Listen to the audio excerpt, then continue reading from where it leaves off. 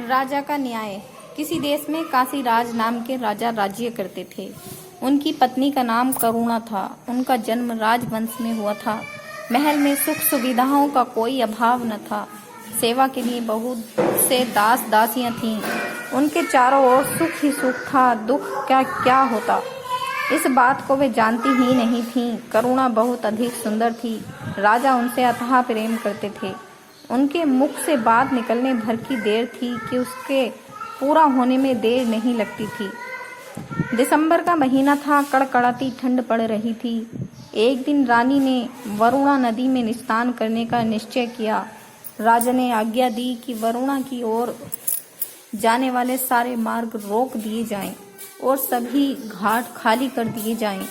आदेश होते ही सभी मार्ग रोक दिए गए। नदी के तट पर घाट निर्जन हो गए। जो लोग घाटों के पास झोपड़ियां बनाकर रहते थे वे भी उन्हें छोड़कर चले गए। अब वहां केवल पक्षियों का कलरव सुनाई दे रहा था। रानी अपनी सखियों के साथ घाट पर पहुंची। वरुणा नदी के तट पर उनका हास परिहास गूंजने लगा। उस समय पूर्व दिशा में सूर्य उग रहा था। रानी ने अपनी सखियों के साथ नदी की झिलमिल करती धारा में स्नान किया। पानी बहुत ठंडा था। ठंडे पानी में स्नान करने के कारण रानी बुरी तरह ठिठुर गई और थर थर कांपने लगी। कपकपाते होठों से उन्होंने कहा, मैं ठंड से मरी जा रही हूँ। जल्दी आग जलाओ और मेरे प्राण बचाओ। रानी की आज्ञा पाकर सखियां पास के जंगल से लकड़ियां लेने जाने लगीं। रानी ने कहा, इतनी दूर कहाँ जा रही हो? देखो पास ही फूस की झोपड़ियां हैं, इसी में आग लगा दो। किसी तरह इस ठंड से तो छुटकारा मिले।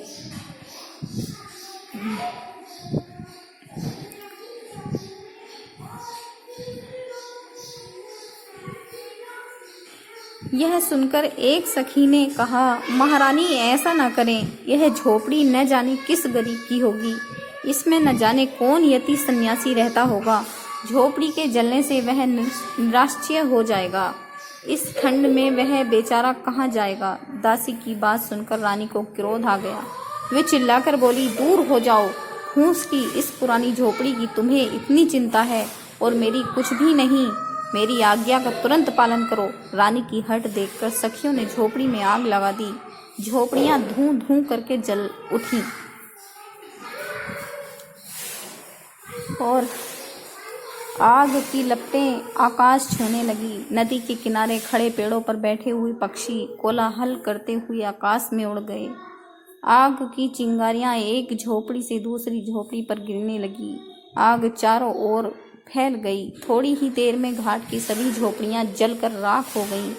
ठंड से कपकपाती रानी को आग की लपटों की गर्मी बहुत अच्छी लगी। आग तापकर रानी अपनी सखियों के साथ हास परिहास करती हुई राजमहल में लौट आई।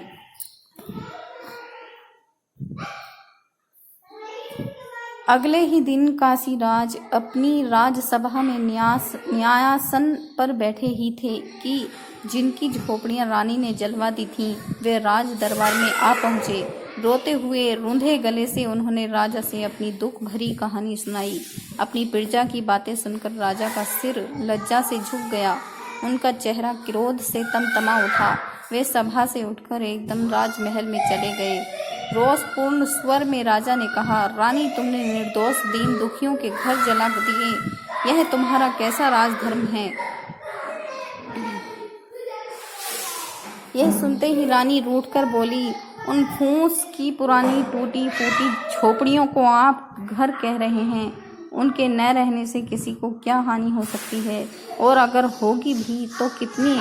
अपनी रानी के एक क्षण के प्रमोद के लिए तो लोग न जाने कितना धन खर्च कर डालते हैं, और आम घास फूस की झोपड़ियों के लिए इतना क्रोध कर रहे हैं। राजा ने दासियों को रानी के सभी राजसी वस्त्र व आभूषण उतारने व भिखारिन के कपड़े पहनाने को कहा। राजा की आज्ञा से दासियों ने महारानी के राजसी वस्त्र आभूषण उतार दिए और भिखारिन के कपड़े पहना दिए।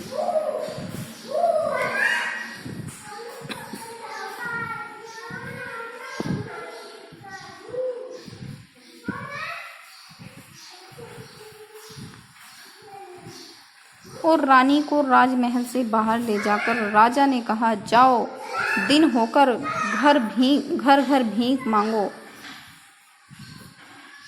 तुमने अपने एक क्षण के सुख के लिए जिन गरीब लोगों की झोपड़ियों को जला दिया था, तुम्हें उन्हें बनवाना होगा।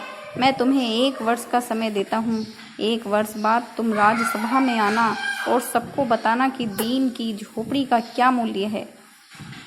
रानी 1 वर्ष तक राजमहल से बाहर रही। गर्मी, सर्दी और वर्षा सहते हुए उन्होंने कठिन परिश्रम किया। तब जाकर पूरे 1 वर्ष में झोपड़ियां बनकर तैयार हुईं।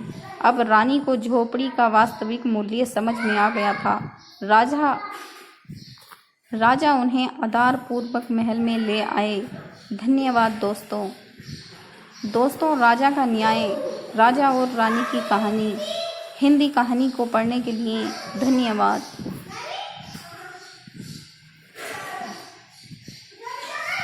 आपको ये कहानी कैसी लगी नीचे कमेंट करके हमें ज़रूर बताइएगा। अगर आपको ये कहानी पसंद आई हो तो अपने दोस्तों के साथ ज़रूर शेयर करें और ऐसी ही प्यारी कहानियाँ सुनने के लिए हमारे YouTube चैनल से जुड़ें।